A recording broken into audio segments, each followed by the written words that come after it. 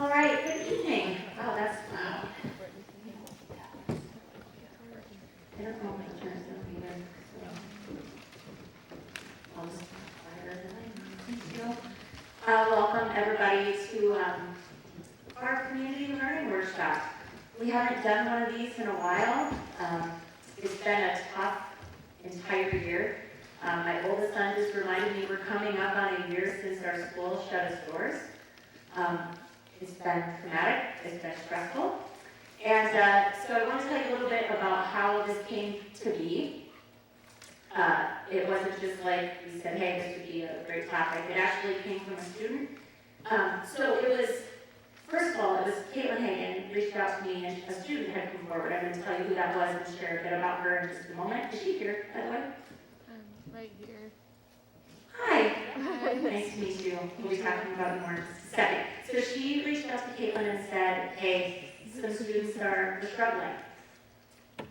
Katelyn reached out to me and I said, okay, I wonder what we can do about that. And through Growing Small Towns, which is the organization that I run, we deployed a community survey, and stress management was the top topic that came back from, and that was across the community. Over 100 people responded, and that was by far the top topic. So I said to Katelyn, I think we need to do something. So we put our heads together. There's a mental health committee here at Oaks Public Schools. Right away, we all put our heads together and we said, let's do it. So we are grateful to Oaks Public Schools for hosting, for supporting the event. We're grateful to Amy for reaching out. And then you'll get to meet our speakers here in just a moment. But we also want to just thank all of you. We're going to be recording this, so everybody that couldn't come, or just had like travel fatigue or any of the other reasons, maybe it's just too nice out, we get that too. Everyone will be able to watch the recording. So thank you guys all for being here. My name is Rebecca Undem, by the way. I'm just kind of your MC. I'll be introducing our speakers and we'll keep the topics moving along. So let me first tell you about Amy Vincent. So she is the student that reached out to Katelyn, and I asked each person to share just a little bit about themselves so you kind of know who we're talking about. So Amy shared that she's in the 11th grade, and the reason she's so passionate about the topic of mental health is because she herself has struggled with some mental health struggles. She wants other people to know that there's a lot of ways to get help and that she wished she had been more educated on the resources when she needed herself.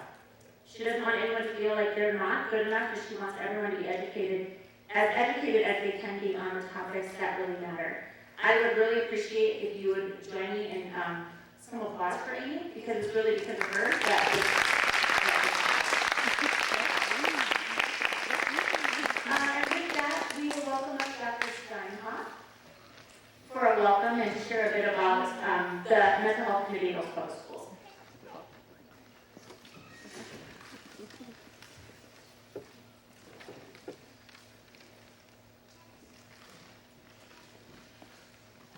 Thank you, Rebecca. Good evening, everyone. I am Superintendent Steinhoff and am proud and pleased to be with you tonight. I encourage you to sit back, relax, and have a non-stressful evening as we talk about stress and the myths about it. But the things that are interesting and the reason that the Oak School is believing this is important is our strategic plan includes one of the initiatives, which is enhancing mental health for our students and staff. So this ties directly to that. We do have a mental health task force, as Becky had mentioned, and Amy is actually part of that task force. And I'm really pleased to say that the school has partnered with Sanford Health and will be providing telemed services, mental health services, for both students and staff soon. We're still working through some of the legal challenges and the red tape of getting that done. And that service will be provided at no charge to our students and no charge to our staff, and the school will be picking that up. And so this evening is an example of ideas that have come forth, and I'm pleased that you are here and excited to hear the stories of those colleagues. So enjoy the popcorn, enjoy the drinks, have a great evening. Thank you.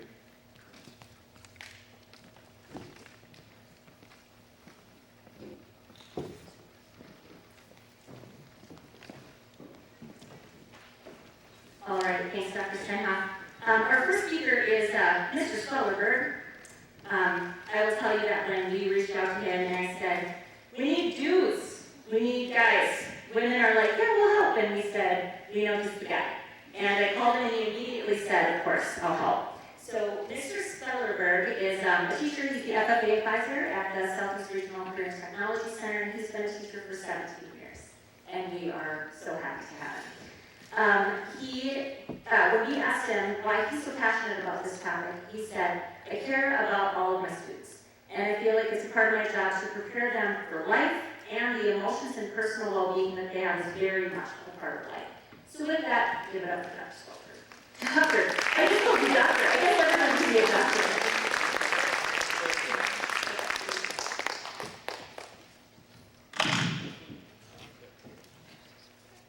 So what Rebecca didn't tell you is I called her about noon today and said, I don't think I'm going to be able to make this tonight. I just want to see what kind of stress that put on her.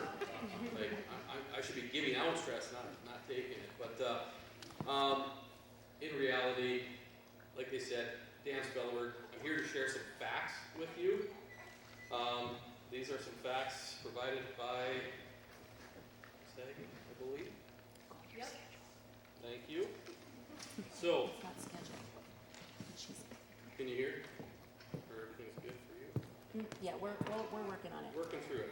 Okay, so since 2007, there's been a ton of external factors that have rolled or came into play that affect people's stress levels, whether it be the economy, whether it be politics, you name it. Lots of things have came into effect. 2020 really boosted these levels for everyone. So, as per the American Psychology Association stress report in 2020, 2 out of 3 adults reported an increase in stress. Nearly 1 out of 5 adults say that their mental health is worse than it was last year at this time. 21% have an increased tension in their body. 20% are snapping more, losing their tempers. 20% have unexpected mood swings. 17% find themselves screaming or yelling at loved ones. Okay. There's a lot of uncertainty about the future. A lot of people question, where are we going next? How are we getting there? 50% of teens ages 13 to 17 reported a disruption in their future plans. Okay, whether it be not getting to play in a game, not getting to finish a class they wanted, you name it. Lots of different types of distractions and disruptions that occurred. Young adults ages 18 to 23 reported the highest average stress level, a 6.1 out of 10. This is the highest of any other generation. Okay? So the student impact, 81% of school-age students reported they've been negatively impacted due to the pandemic. 52% less motivated to do their schoolwork. I've witnessed this. 49% having less involvement in clubs or other activities. I've witnessed this. 47% feel they didn't learn as much as they have in the previous year. I'd say yes, all of us. 45% having a hard time concentrating. Okay? I think we at Oaks Public School were pretty well suited for distance learning, but I think it threw a lot of our students a huge curveball, one that they weren't prepared for. So, I know teachers had some really, really high stress levels last year at this time. And rolling with punches, just like Rebecca said, what needed to happen, and they did. Okay? Social impact on adults, 47% reported a negative effect on their relationships. 67% of adults ages 18 to 23 reported extreme loneliness. And 61% said they could have used more emotional support. So, what does this all tell us, these statistics? We're just like everybody else, folks. We lace our shoes up the same, and we go to work, we do our thing, we go to school. We're no different than the people in Fargo. We're no different than the people in Nebraska, Texas, anywhere. This is nationwide, folks. This is worldwide. And I think we feel it just like everybody else. Okay? And my biggest takeaway, I've been to a lot of workshops, a lot of conferences, and I'm going to tell you what, there's some that I sit through, I'm like, why did I just attend that? That was so worthless. But then I started thinking to myself, if I go in there with that attitude all the time, that's exactly what I'm going to get. So from then on, I started carrying a small notepad with me. And every time I went to a conference or workshop, I made sure it was my goal to take one thing away that could better me as a person. So hopefully tonight, you guys find some solutions or find some techniques or ways for you to potentially deal with your stress. Understand that stress is not something that you alone are going through. Everybody goes through it. Everybody goes through it their own way. Okay? I'm going to share a little story about stress that I've dealt with, how I've dealt with it. Okay? And I would say the thing that I would want you to take away from today it is going to be different for every single one of you.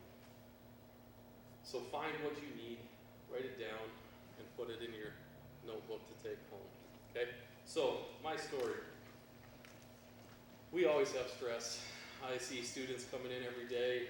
They're stressed about how they did in their game last night. They're stressed about how they did on a math test or not getting their stuff submitted for Mr. Wentworth or you name it. I've seen stress on the kids level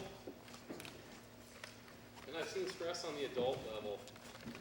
How am I going to finish this project? I'm building a shed in my backyard and I don't have the resources. How can I get this done? So I've seen stress on lots of different levels, both adult, student, and myself. Okay? So what types of things do I worry about? First and foremost, I worry about my family. For sure. I want to make sure my family's safe. Okay? I want to make sure I have a good relationship with my wife.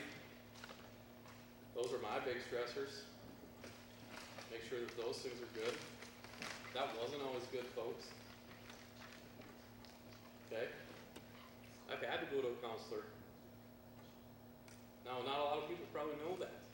And it's hard. But it's probably the best thing that really did happen. Saved my marriage. Okay? And it was a stress factor on my life. And I don't think I was a great teacher during that time. I wasn't giving it my best. Okay? And so, these are real things that happen, folks. I see students dealing with it. Students deal with it differently. I see students every day coming on the bus. Some of them are saying certain things to other kids. And I have to look at them twice and say, did you really need to say that?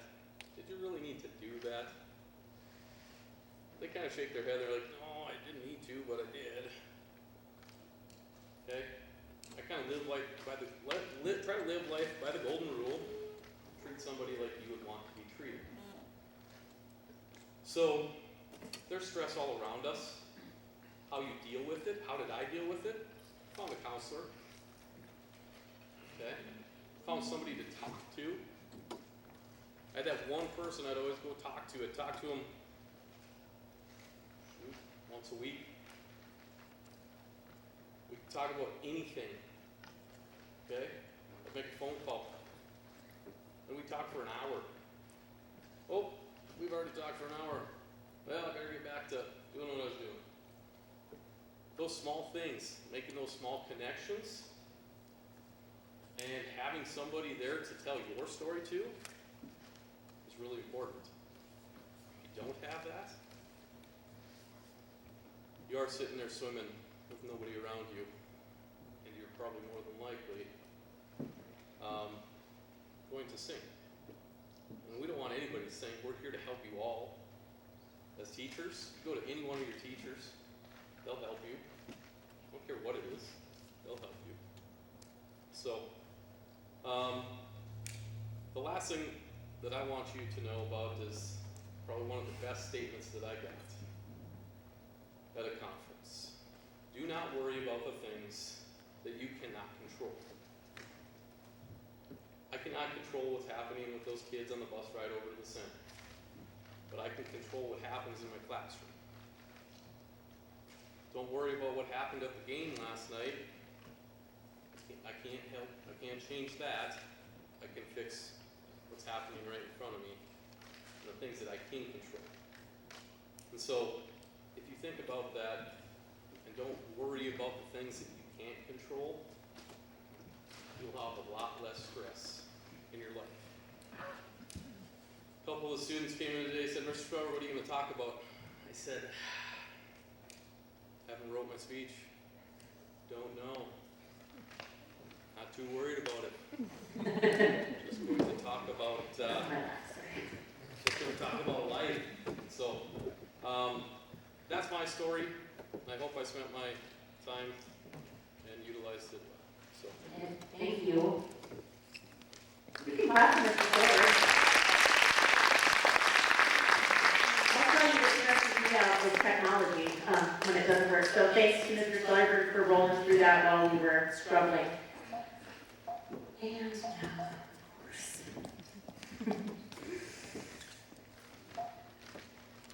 Okay, here we go.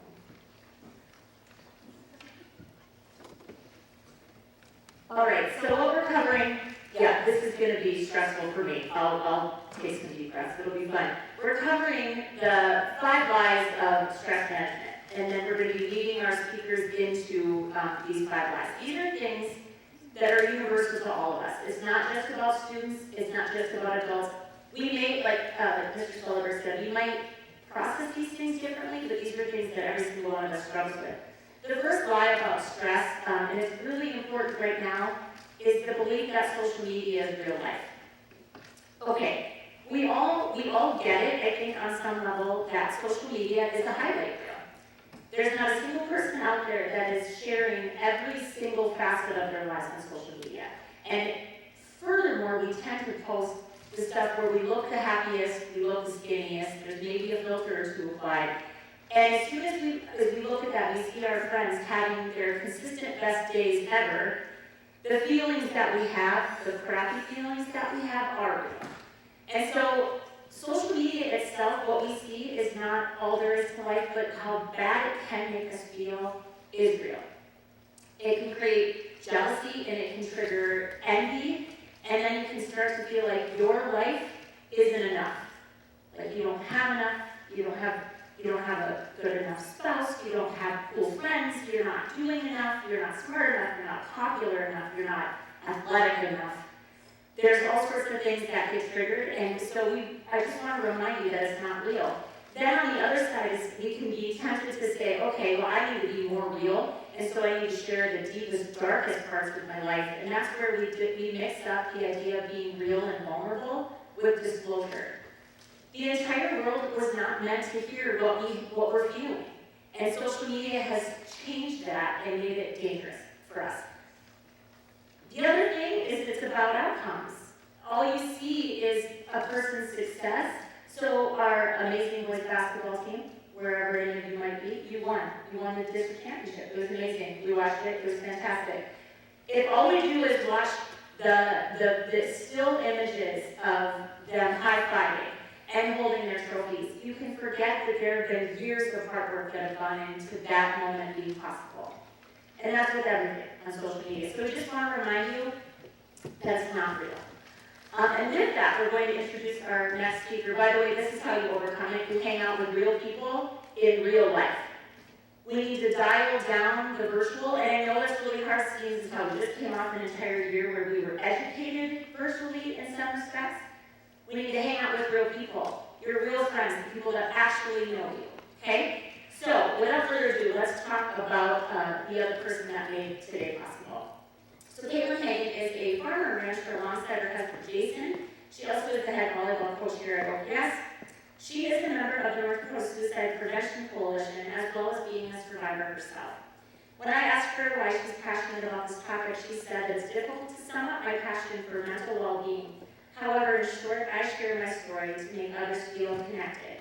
I will work daily to end the stigma and create more conversation regarding our mental well-being and overall stress management. Please welcome up Katelyn Hagen.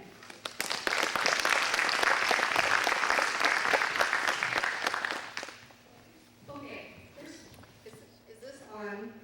Yeah. That is my telegram, I'm so sorry. So with that, first off, I need to start with something that my mother-in-law actually told me when I talked to her about what we were planning here.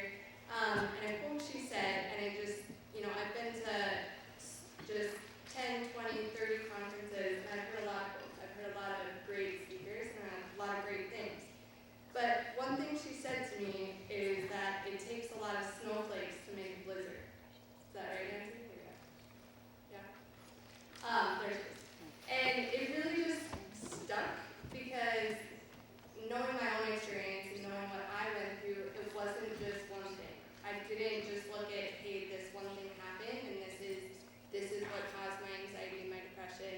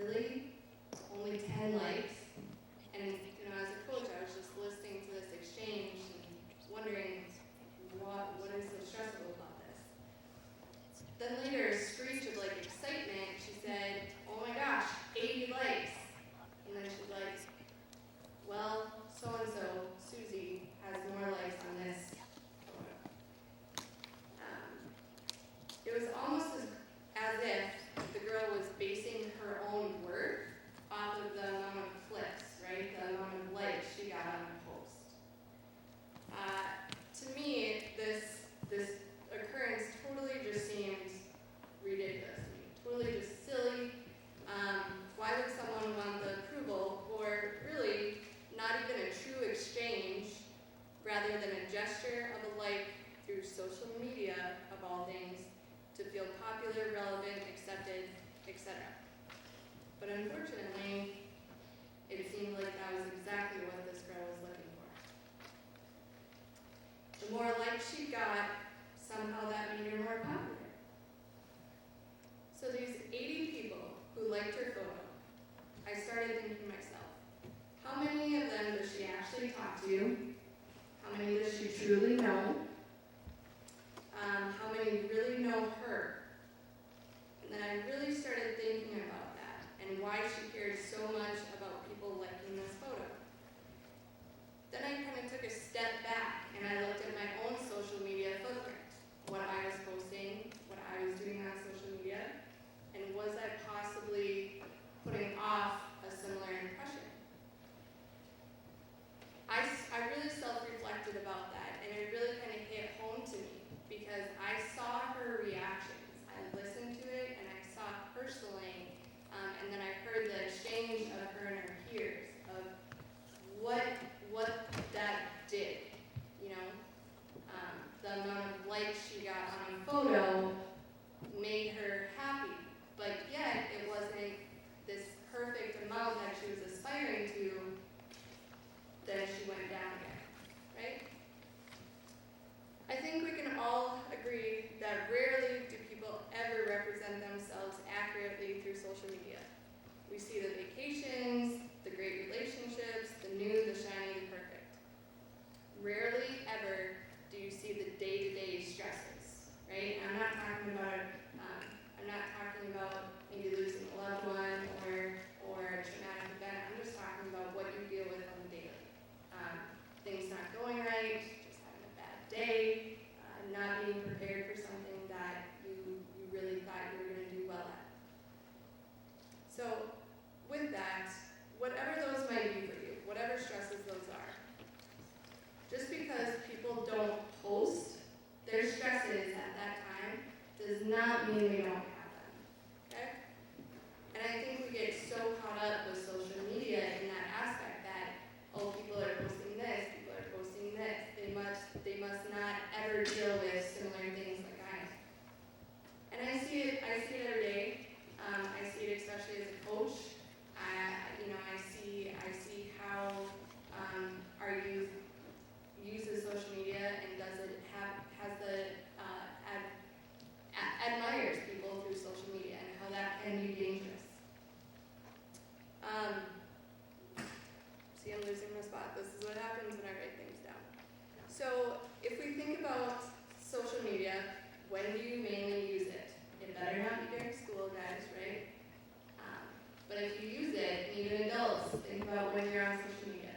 Typically, it's when you're at home, sitting on your couch, sitting on your bed, whatever it may be.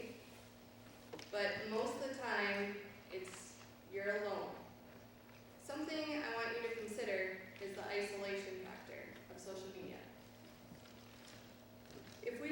If anyone has heard of brain bullying, you'll know kind of where I'm going with this. In isolation, our brain bully thrives. To prevent our brain bully, we need to focus on connections, and real connections, not likes or followers or what have you. True connection is with someone in person rather than social media, and obviously with COVID, that threw a wrench into things, right? But call, Zoom, FaceTime, talk to somebody, right? And one thing that I give a lot of people, not just who I coach, but the youth that I know is that, and even some people that are very close to me that are younger, I joke with them all the time, put the phone down, right? I'm right here. I'm right across from you, okay? Take time to connect with me. Take time to talk to me, okay? And what I've found is that it's very easy for some people to type something rather than to verbalize it. And I think we need to really think about that as adults and then talk to our kids about that as well, right? And challenging them. I challenge my team all the time. We talk about a lot. I have a few of you here. We talk about a lot of things. And I challenge them constantly, tell me, talk to me, be a leader, right, Jace? Okay? And that's one thing that is so important in life is you have to know how to communicate, not just through text, not just with your fingers. Ultimately, how to get rid of the brain bully. Does anybody have any idea what I'm talking about when I say brain bully?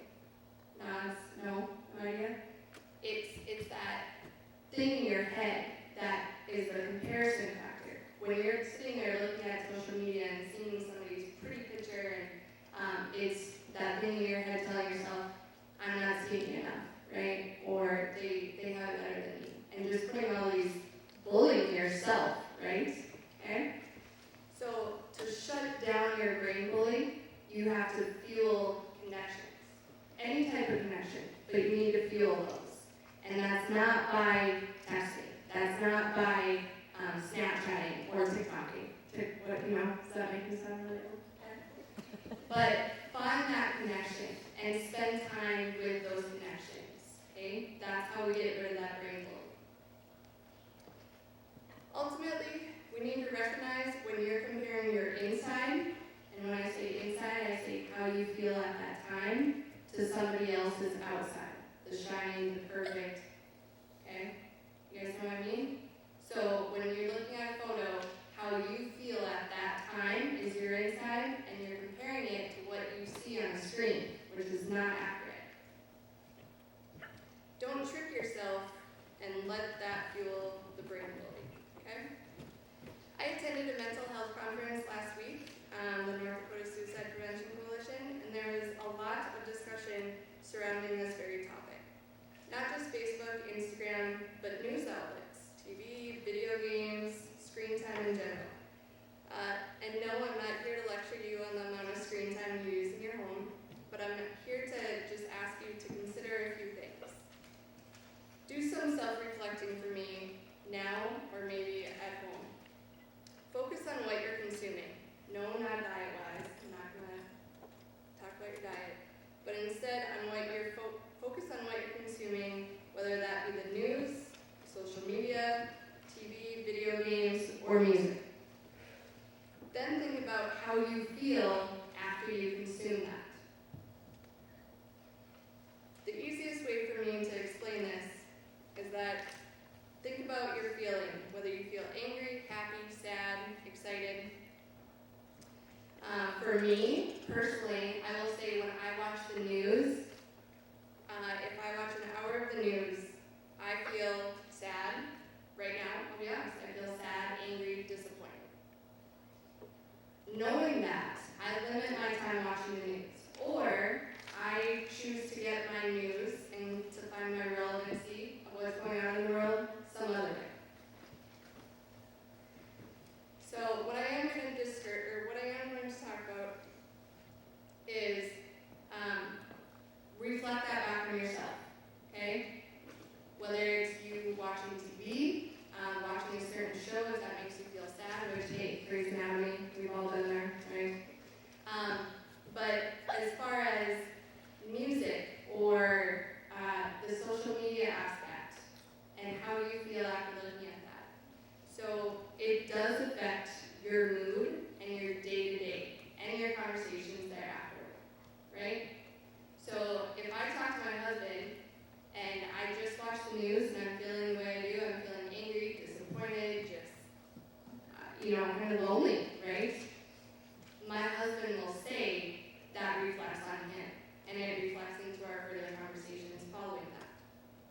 So what I will challenge you to do is find a balance, and especially with social media. I'm not saying you need to go and delete all social media accounts, but recognize that there is a connection between these things, and if we don't monitor it, and if you're not aware of the path it can lead down, right, just be aware of it, and realize that it needs to be monitored and it needs to be balanced.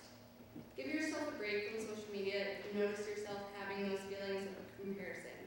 Comparison is absolutely natural. I'd be lying to you if I said I didn't compare myself to my peers at certain points. The difference is, though, I know my situation. I know how hard I had to work, right, to get something that I earned, or I knew that I had to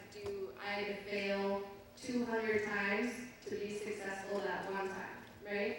And like we talked about before, you don't see all those attempts, you don't see all those failures, right? About trying new things, and you just see the successes that people post. So moving on to screen time. With increased screen time, again, whether that's through social media or other outlets, it's important to recognize the numbing related to numbing your feelings. And this was really important because at our conference, it was talked about in that it's not necessarily how we deal with stress or how we deal with anxiety, but instead of just numbing it and looking on Facebook and scrolling, right? Just scrolling for an hour or two at a time. And if you find yourself doing that, you may think, well, that's just what I do. It's just what I do to kind of decompress after the day. But really just reflect on yourself. I mean, and challenge yourself to say, is that beneficial to me, right? Avoiding connection has, so when social media or when screen time plays into avoiding the connections, that's when it needs to be a red flag, okay? If you're searching through your social media to find connection, that's when you need to recognize and find a friend, call a friend, and just, my friends will tell you, I have about 10 that I call on a daily basis, and normally it's from my travel time, from work to get the kids, and I talk to 2 or 3 friends in that 15-minute time frame. So with that, the feeling of connectedness boosts our self-confidence, it boosts our own sense of self-worth, what some may be striving to gain through likes or comments. My advice to you guys today is to hang out with real people in real time. What you see on social media is hardly real life. Find that one confidant that you can share the good but also the hard times with. Live in the real world and ultimately be present. Before I pass it on, I'll give you a few things that I've learned through my own journey in dealing with stress. That you do not need a therapist to be therapeutic. Be willing to listen. And finally, I can say with 100% certainty is that shame loses its power when we start talking. And number 1, never think you're alone. That was my biggest mistake. And the second I started talking, shame went out the window, and the connections just came. So, with that, without more rambling, I appreciate it. Thank you.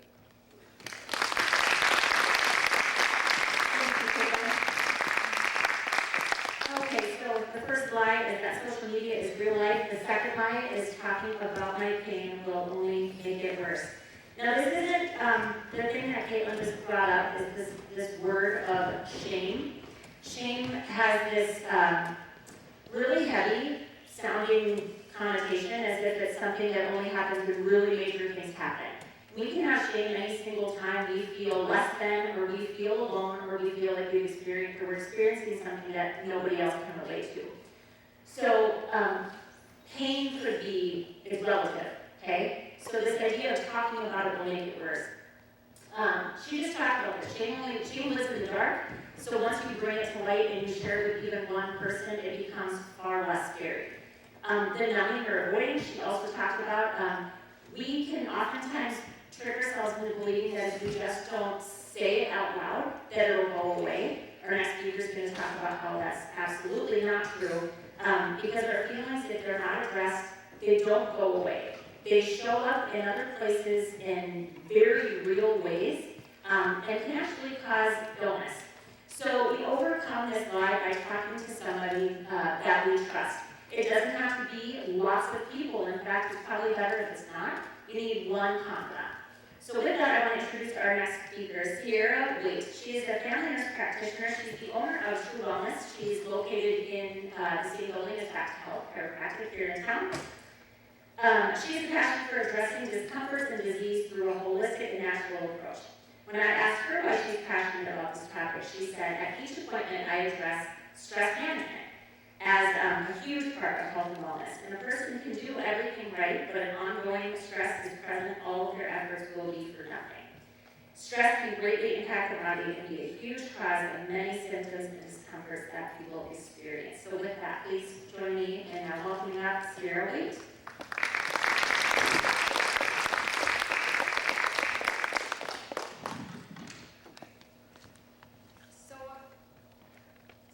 Doesn't feel like it's on. So, like Rebecca said, I'm Sierra. I own True Wellness here in Oaks. Just started back in August, so I'm very excited to be here and been asked to do this. So, the notion that my pain will be worse if I talk about it is such a lie. It's hard not to believe this, and it's hard not to fall into this thought process of it. If you think, like, if I say this out loud, everything is just gonna blow up in my face. Acknowledging these feelings will make it actually exist, and I'll be worse off. Or maybe if I actually say what I'm feeling inside, I will isolate myself because I'm the only one potentially feeling this way. I think a lot of people feel that way, that it is, I only feel that way. Like, it's only me, nobody else could. It's like on social media, you don't see anybody else really struggling as financially or as a parent. You don't see them getting after their kids or doing stuff like that. So, at the end of the day, these things are just not true. Talking about our pain will not make it worse. It actually, if we don't talk about it, it's like being in a pressure cooker of stress. It's just gonna build and build and build until you blow. So a little bit of, since I'm a nurse practitioner, I'm gonna kind of talk about the science behind it and some of the symptoms that we kind of experience when we do have stress and we continue to have it build. A little bit of the science behind it. Our bodies have two nervous systems. The sympathetic nervous system, which we all in high school you learn as your fight or flight, your survival mode. And then we have our parasympathetic nervous system, where it is our relax, rest, digest. So when we become stressed, our bodies move into that sympathetic state. In the acute state, this is a really good thing we need to survive. Our body is able to, say, recognize the danger and react to it. We're able to increase our focus and have the drive to complete necessary tasks in order to run away from that animal or avoid danger. In that situation, those stressors are short-lived.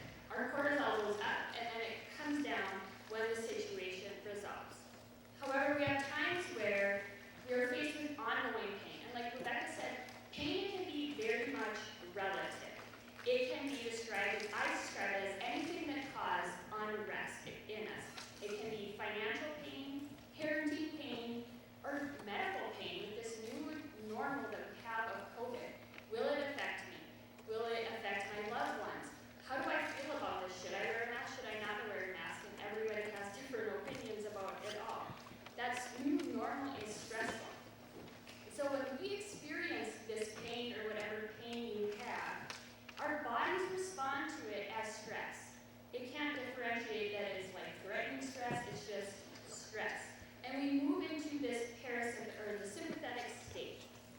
We may think that the pain is low-lying, that it's really not that big of a deal. It's not the same as running for our life because we will die. In those low-lying stressors, our cortisol goes up, but it doesn't go up to here, it goes up to here.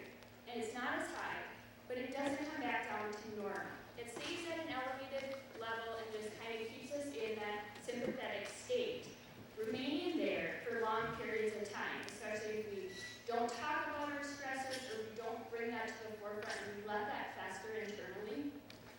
It can have an incredible impact on our overall health and wellness. So one of the major initial responses begins in our gut. Through my training as a holistic nurse practitioner, I always focus on the gut as like the number one place to go because it does so much. And our stress starts there. It's one of the things when we have those low-lying stressors, our bodies react that way. So when we eat or we do anything, our bodies think, Sierra, you're running for your life. Why are you eating this? Whatever you made for supper, I guess we had scalloped potatoes. So if I'm stressed, my body's going to be like, no, you don't need to eat that. You need to be running. So your body will essentially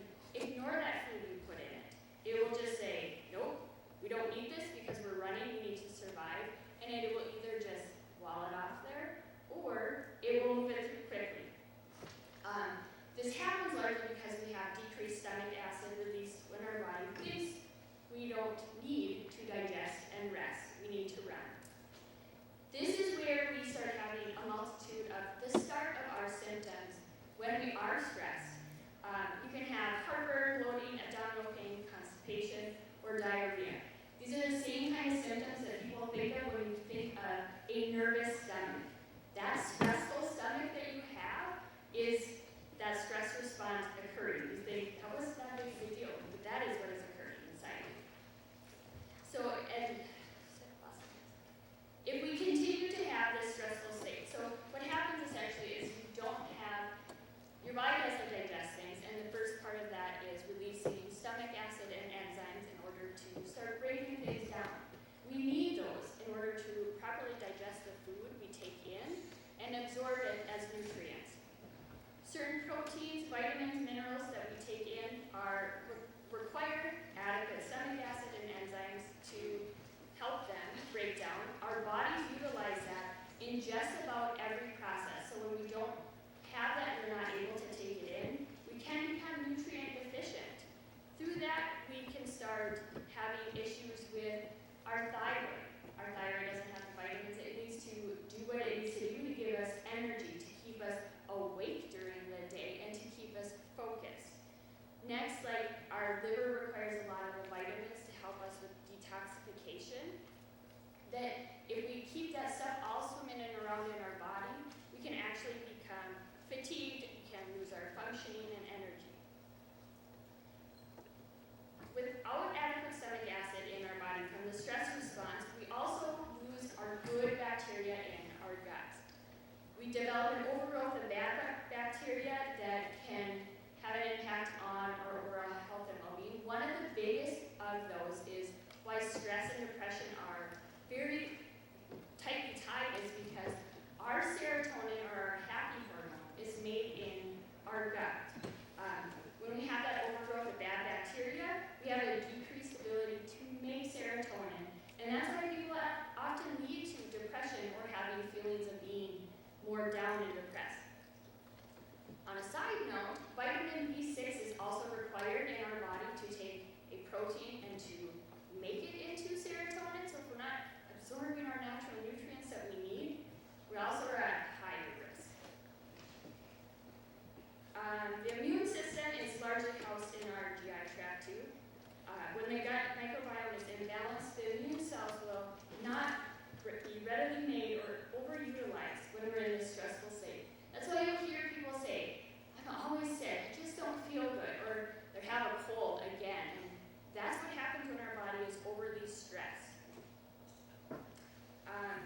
One of the other things that tends to happen in our bodies is that we are put in an extended state of stress. When we take in cholesterol, that is the building block for just about every hormone in our body. And when we are stressed, it moves it to making all cortisol.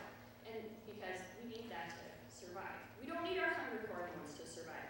So that is why we start overeating, and we can't gain weight because our body is in this mode that says you are running for your life. You need to, anything you do eat, we're going to pack it away because we probably need it later, just so we can get through.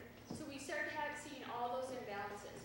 When we have this whole shift, too much cortisol, we can also see insomnia, headaches, just overall fatigue, being run down. So even with that, that is just some of the stuff that happens in the gut when we are stressed. That is just one of the low-lying fruits of when people don't feel good or when that stress is an ongoing thing. So when we say you need to talk about your pain, or pain, if you don't talk about it, it will make it worse. It's actually worse when you bottle it up and you keep it inside. We need to talk about it, address it, and so you don't have those kind of cascading effects that will have a really big impact on your body. Thank you. Thank you.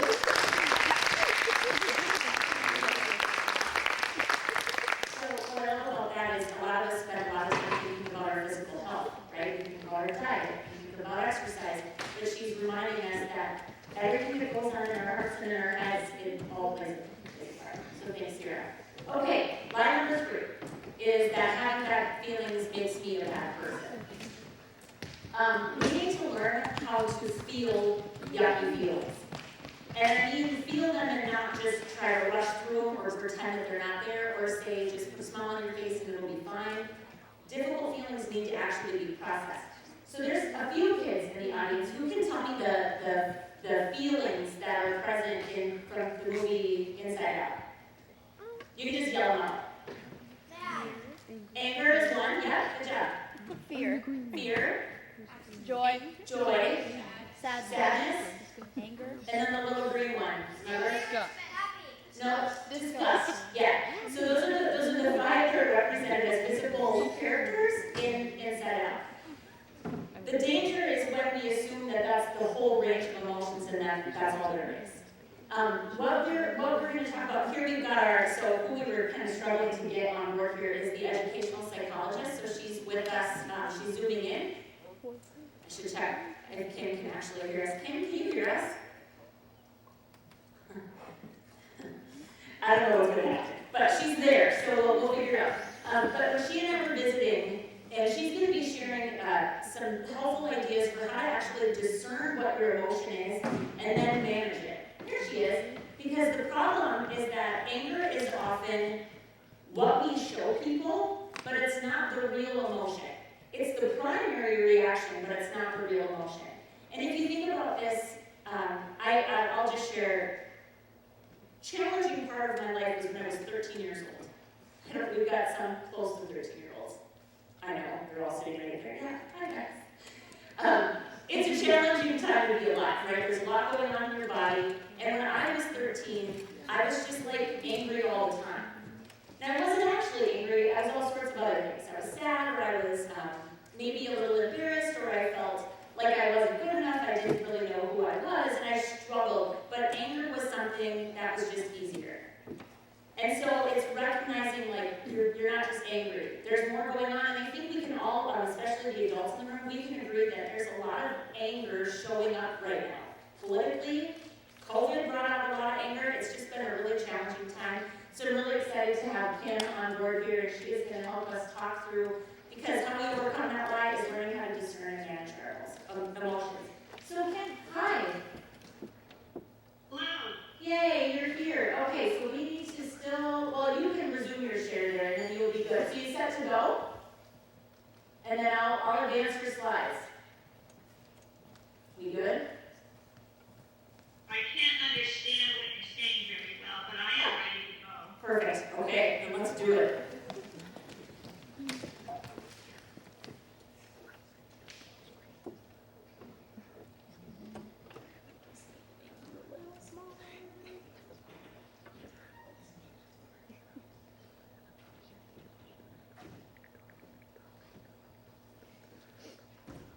All right, there we go. There's something that I recognize. It's great to be here, and I've been hearing a little bit on and off of what you've been talking about, and it just sounds like some really good stuff.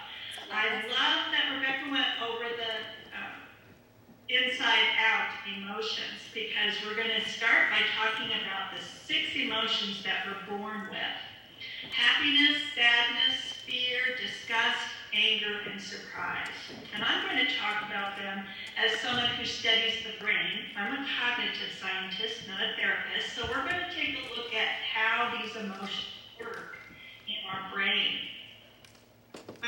Emotions can be a blessing, or they can be a curse. So happiness draws us towards people. Sadness alerts people that something's wrong. Fear makes us stop and consider what's going on. Disgust makes us pull away from something that might be dangerous. Anger spurs us on to action. And surprise draws us in for learning, because we want to know what the surprise is.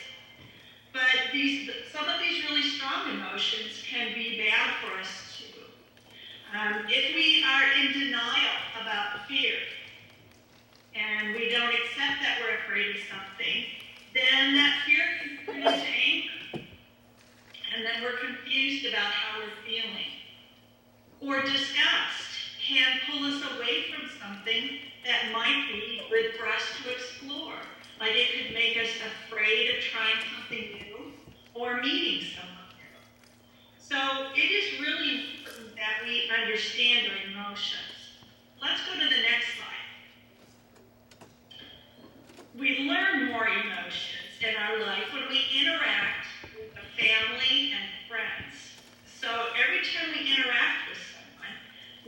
up a little bit of their emotions, and we take a look at our own emotions, and that helps us to figure out if we're in the right place.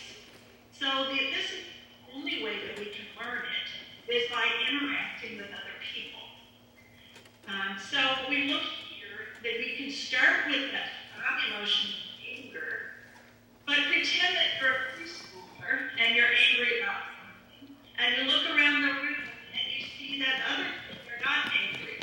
Well, then you get feedback that maybe angry is too strong. And so you learn how to step that emotion down to frustrated. That's a good thing, because if you're angry, you're not going to make a good choice. But if you're frustrated, you might make a good choice about how to fix the problem. Then we also have problems that we can't ever fix. There are things that make us frustrated, but we can't do something about it. Then we have to learn how to step that emotion down to just being bothered. What I like about this is that you're not burying the emotion, and you don't have to be ashamed of the emotion, but instead you're learning new ways of feeling that emotion that are more appropriate for the situation. Let's go to the next slide. The other interesting thing about emotions is that our brain chooses our emotions. We can often feel that emotions just happen to us, but in reality, our brain takes in information, and in a split second, it chooses an appropriate emotion so that we can make the right decision or so that we can learn something. We can stop the brain from choosing the wrong emotion. That's another way that we can regulate our emotions. And one of the best ways to do that is to take a deep breath. When you take a deep breath, you send lots of oxygen to the brain, and you send the brain a message that we're going to do something different. So if we look at these step-down emotions here, it starts with fear. But fear can make you freeze, or fear can make you fight, or fear can make you do things that aren't helpful. So if you can take a deep breath and bring that fear down to being uneasy or a little bit worried, now your brain is clearer and you can make a better choice. And then if you can talk yourself down to caution, now you're in a place. Now you have an emotion that helps you to make really good choices. So you don't have to think our emotions take over us. We can have some control of them. Let's go to the next slide. Taking a deep breath is a great way for you to take some control over your emotions. You're going to stop yourself from acting. You're going to give your brain a message that you're going to make a change. And then that can let you step it down. Two other things to remember for learning more about regulating your emotions are to increase the amount of time you spend in the real world. And I know I'm not the only person saying that tonight. And decrease the amount of time you spend in the virtual world, like social media or video games. Social media and video games can sometimes be a great way to relax, but we don't learn about emotions when we are in a game or looking at a screen. Our brains are designed to learn emotions when we are with other people. And it's important to get a lot of time with other people and a lot of interactions, because all of that helps us to step down our emotions. Let's go to the next slide. The other technique I want to tell you about is reframing emotions.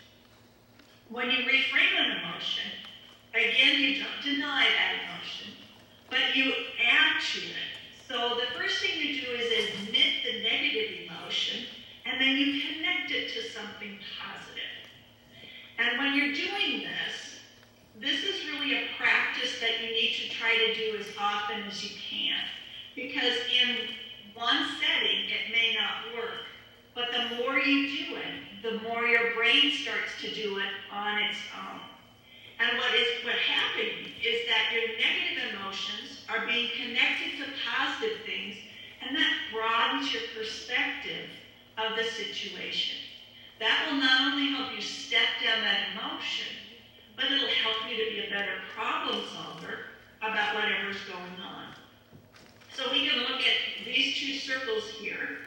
And I just put COVID frustration, but you could really be talking about any kind of situation that gives you strong emotions, whether you're angry or embarrassed or afraid or anxious, any of those kind of things. You can stop and ask some questions that help you to pair something good with that negative. So you might ask, what have I learned? We've had a lot of changes because of COVID, and many of those changes have been frustrating. But we can stop and say, what have I learned from this experience? It doesn't fix things, but it connects a positive, which helps you to think better about it. Let's try the next slide. We can also ask the question, what joy do I have? This is my favorite question to ask on those days when I'm just feeling down and I don't really know why.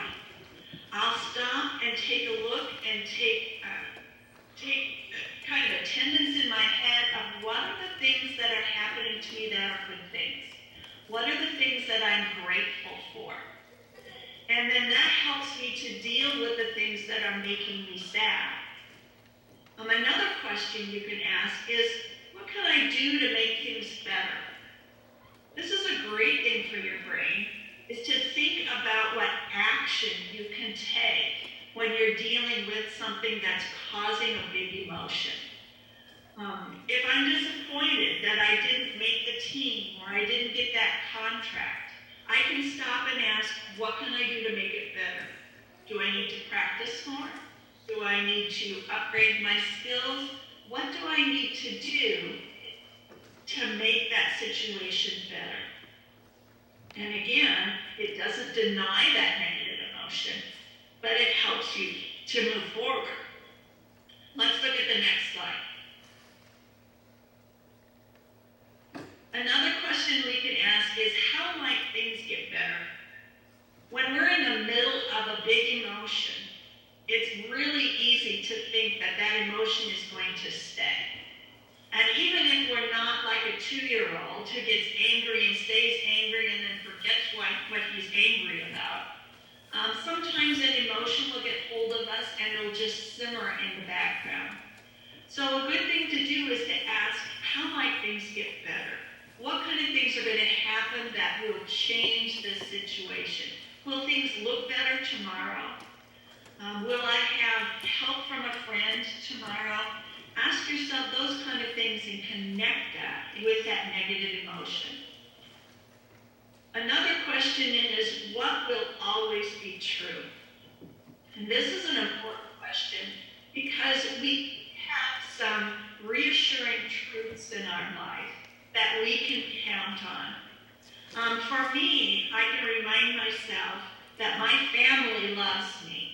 And so even if I've made a big mistake, or if I'm angry about something, or if I'm anxious about something, I know that my family still loves me.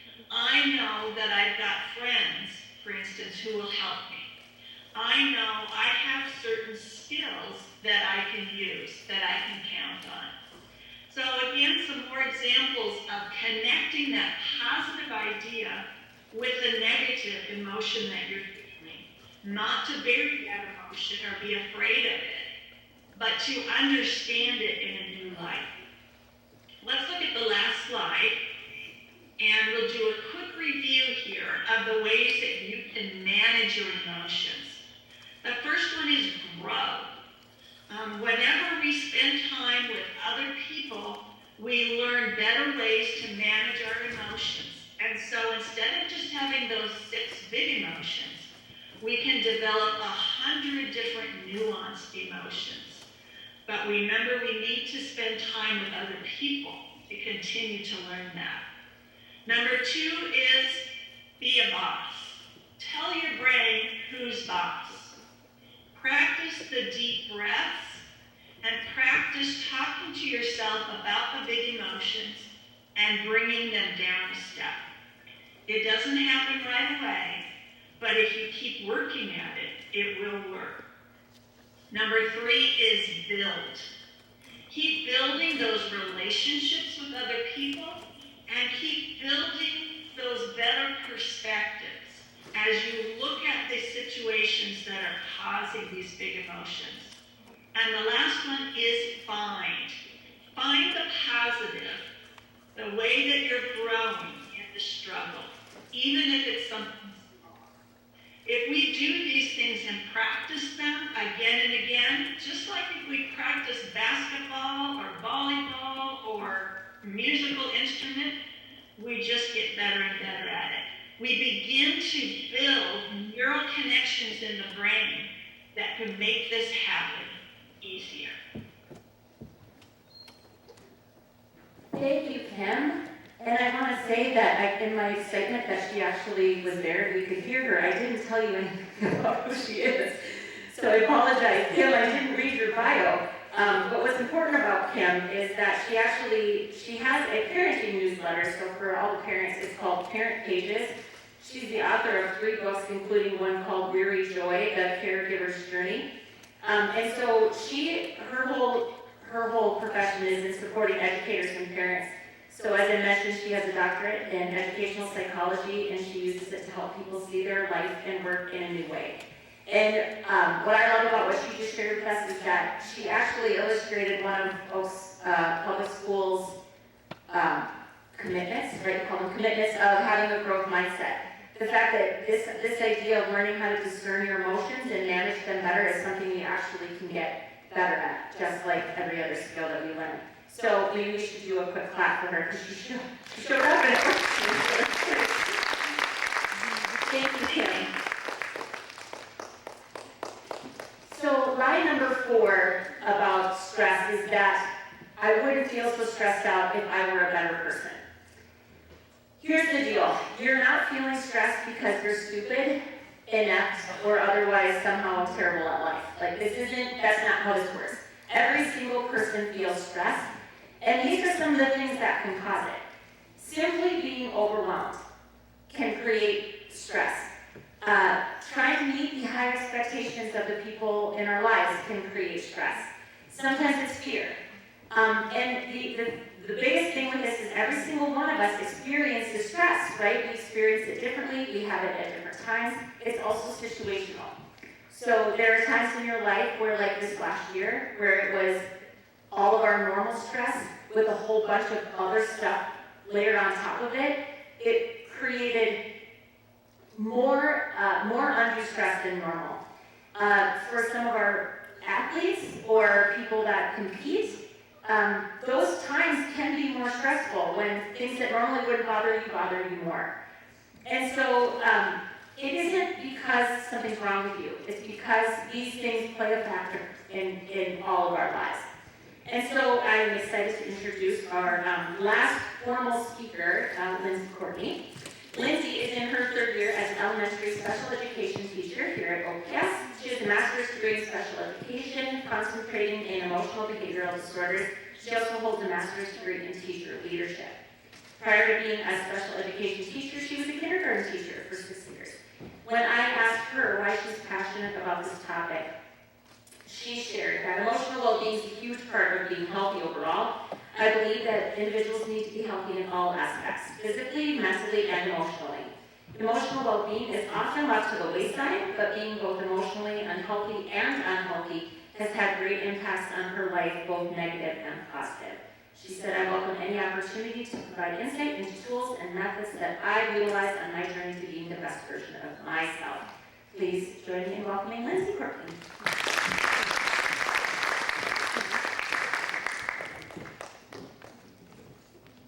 Well, thank you, everyone. I'm really happy to be here tonight. First, as my heart's racing a little bit, and I look at my watch, and it's telling me that, yep, your heart's going a little bit faster than normal. I just want everybody to stand up. We've been sitting for an hour now, so stand up, stretch your body, take a couple deep breaths, tap your ears,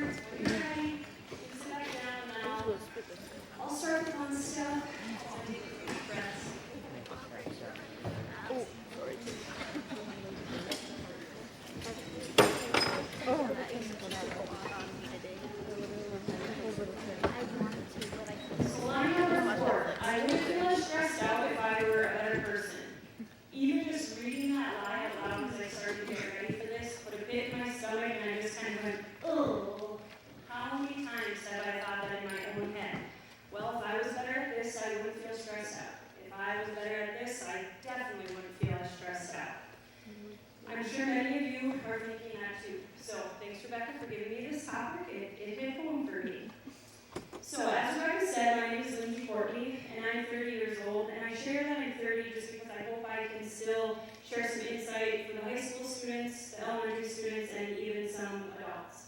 So like I said, I'm 30 years old, feeling stressed, overwhelmed, and anxious. They're not new feelings for me. However, when I was in high school and in college, they weren't really commonly named like they are now or identified as often. Even as a college student, it took going to the college counselor that we had on campus at BCSU to name those feelings that I was experiencing and why. She helped me feel that it was okay, I wasn't abnormal to have these feelings. And so that was something that helped me just identify those feelings that I feel like are a lot more commonly named and identified for everyone right now. So moving back to the lie and being a better person, I feel like our society has become a I can do all of the things all of the time type of society. A high school student can take college courses, they can play 3 sports and still start in school play, they can have straight A's, work on weekends, and build their scholarship resume. A working mom can have all the laundry done, tuck the kids in every night, never miss a game, go to the gym every day, never miss a deadline, be on every committee, and have a spotless home. A working dad can have the lawn perfectly manicured, keep the vehicles maintained, be the first one in the field, never miss a game, and always make a guy's night. Do you see the theme? It's overwhelming, it's exhausting, just listening to those lists, let alone doing everything on those lists that, as I look around, I know some of you do. I didn't bother to include all the extras that some of you are doing. That was just a pretty general, basic list, I thought. So how many of you now are going through that list in your head and thinking, oh man, I'm involved in a lot. I have a lot of commitments and a lot of duties. Being involved and having high expectations and aspirations, it's a good thing, but we must find a balance. And what's even more important than finding a balance is choosing to say yes to the activities that fill your cup positively instead of overwhelming or exhausting you. Feeling overwhelmed can lead to a gamut of other feelings that can result in negative effects on your body and your life. So as Sierra talked about some of the negative health effects, it really just kind of all ties together from top to bottom what we talked about today. So instead of saying yes to the next request immediately, take a moment to ask for space before you make your decision. Make sure you know what that commitment really entails and what you'll really be held accountable for. Make sure saying yes fills your cup and aligns with your values and your goals. Everyone has a limit of what their body can physically and emotionally handle. Pushing this limit to the max certainly doesn't help you, but it also doesn't help what you just committed yourself to, because they won't get your best effort. Instead, everything else, like I said, gets less of you. And oh yeah, I forgot to add sleeping to the list of a high school student, a mom, and a dad. We can't forget about sleep. So as you can see, each and every one of us, no matter our age or our gender, can feel overwhelmed to do all the things, and to do them all well. So I want to close my talk by sharing some things that have helped me at different stages of my life to ease those feelings of overwhelm and stress. As a high school student athlete, moving my body gave me time and space to think. So to me, this looked like riding a horse, going for a walk, or shooting buckets on the cement in front of our Quonset. As a college student, I spent a lot of extra time volunteering in classrooms and spending time with kids, because that's what really filled my cup. Helping others and volunteering gave me a sense of calm and helped me refocus on my goals and my values. After my mind was clear, I took a lot of solace in journaling. As you can see, here it is. It's written down in pencil. This is my 4th notebook for the school year, along with a notebook I keep beside my bed when I can't sleep. So it was a therapeutic way to process my emotions when I didn't have the opportunity in college to meet with our campus counselor. Putting my thoughts and feelings to paper helped me let go of unrealistic expectations and sometimes irrational feelings that I was feeling. As a 30-year-old, God lover, wife of a farmer, and the mother of 3 sweet girls,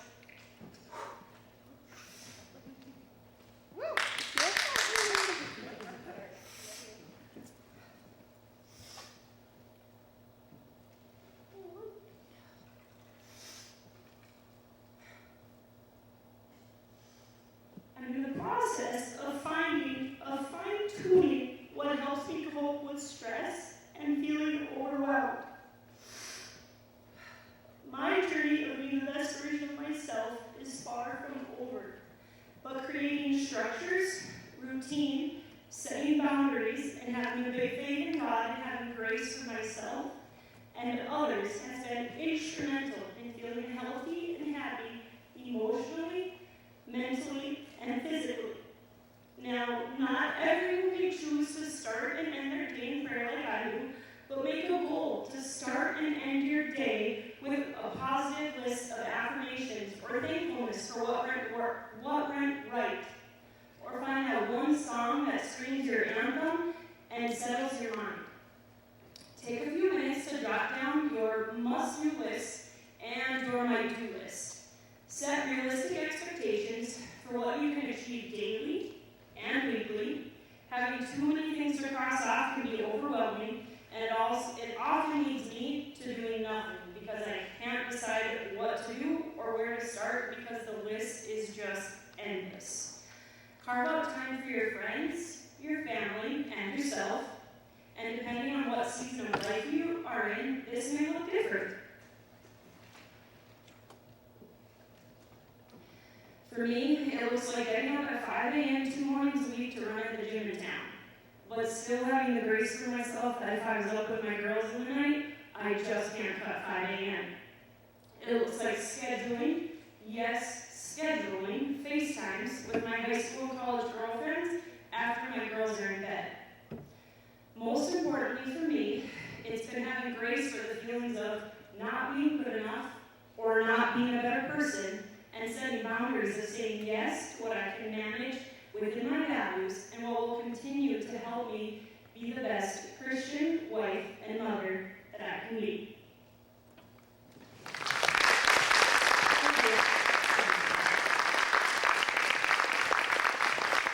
Thank you for saying yes to this. I can say that. Okay.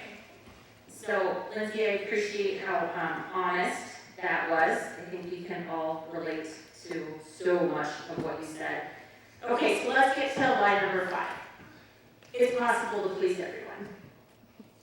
This is a big one for a lot of us. And Lindsey talked about this a bit. I'm going to give you a few tips on how to set boundaries. So first of all, Mr. Spellerberg had said this earlier too, that focusing on what you can do, focusing on what you can control, and we do not, as much as us wives like to push our husbands around, we don't get to control other people, no matter who they are. We also don't get to control our children, right? Again, as much as we want to say we can, that's not how it works with other people. So boundaries is how we keep our power. We'll talk about that in just a second. Another number 3rd tip here is just asking, is what they're saying about me actually true? Unfortunately, people are always going to have opinions about what it is that you do, what it is that you wear, how it is that you look. People just have opinions. And the unkind people occasionally will share those opinions with you. And the only thing you can do is ask yourself if it's actually true about you and acknowledge that it still might hurt and that that's okay, but that doesn't make it true, okay? So we can overcome this lie by setting boundaries. There's 4 kinds of boundaries that I want to share. I'll share them really quickly because I just think boundaries is one of the most important things we can all learn to do to preserve our energy and to honestly live a life, like Lindsey said, according to what we care about. Because nobody else's values matter when it comes to how you choose to spend your time and your energy. So the first type of boundary is about time. If you really struggle, and again we're talking about people, right? If you really struggle with a type of individual or person, this could be a loved one. Maybe you need to set a time limit, like I know I can only handle 30 minutes with this person before I can't do it anymore, and you can set that. Now this isn't something you have to communicate to the other person. It can happen in here, but it's something that you're doing for your own sanity, okay? Or maybe there's certain times of the day that you can handle those interactions with that person better. Topic.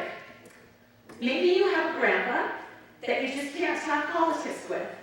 That's okay. If you know that certain topics are going to create an explosion between you and another person, especially if it's a person you love and you have to spend some time with, you can set a boundary in your mind of topic. And if they get on that topic, you just defer and start talking about something else.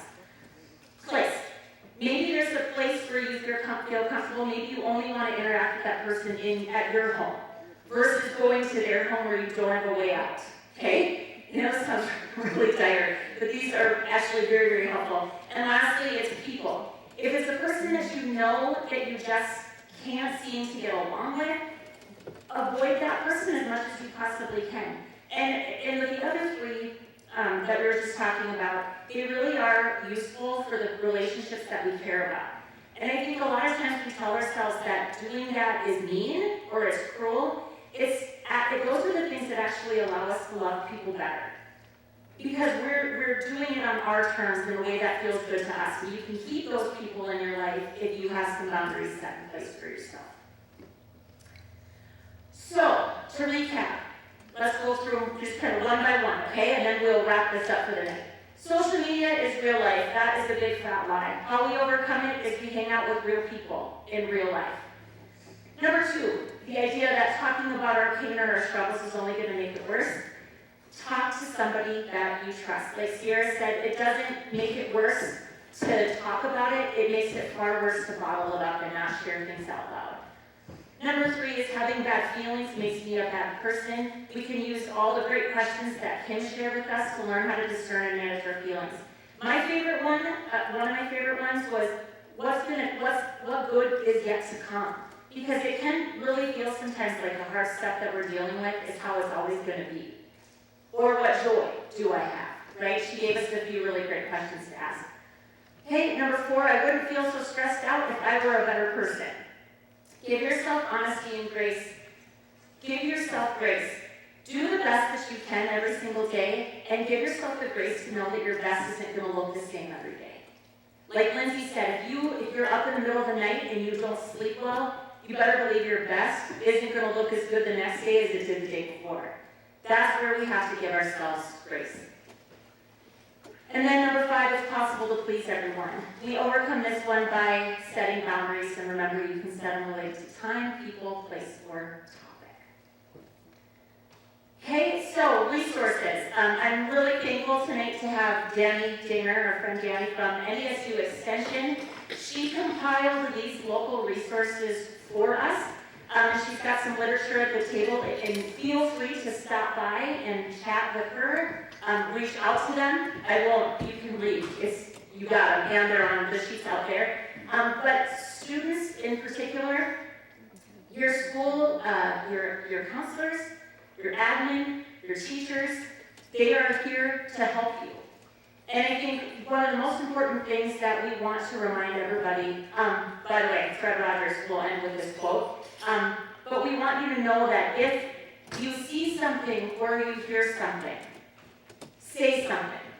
If somebody tells you something and it worries you, talk to a teacher, talk to a counselor, talk to your parents, tell a trusted adult, because that's how we need to look out for each other in this community. So, Mr. Steinhoff and I have talked about this. What's the name of the Mr. Rogers? There's a Mr. Rogers documentary. It's a Beautiful Day in the, can anybody remember? A Beautiful Day in the Neighborhood. Is that the documentary or is that the Tom Hanks movie?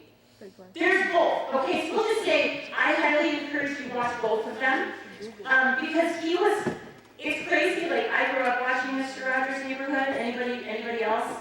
And when you watch it, like, I remember being a kid being like, it's puppets, who cares? And not thinking it was so impactful. This man did so much for mental health, and I would give anything to have a guy like him on TV. Yes, I'd make you guys watch it, kids. I would make you watch it. But this was something that he shared when he was applying for public funding for PBS for his show. And I'm going to read this because I think it's worth it. He said that anything that's human is mentionable, and anything mentionable can be more manageable. When we talk about our feelings, they become less overwhelming, less upsetting, and less scary. The people we trust with that important talk can help us to know that we're not alone. And that's the point of being here today. I know it was a little long, and I apologize for the tech glitches, but we just want to thank you, and this is mostly what we want you to know. That every single person here, you matter. It really is okay to not be okay sometimes, okay? And that you're not alone. If there was ever a time as a community where we need to come together after this last year, this is it. And I hope that you will reach out to the resources that are provided for you locally and just know that we're here for you. Thank you for me at Growing Small Towns. Thank you to Oaks Public School. Thank you to each of our speakers, and thank you all for coming.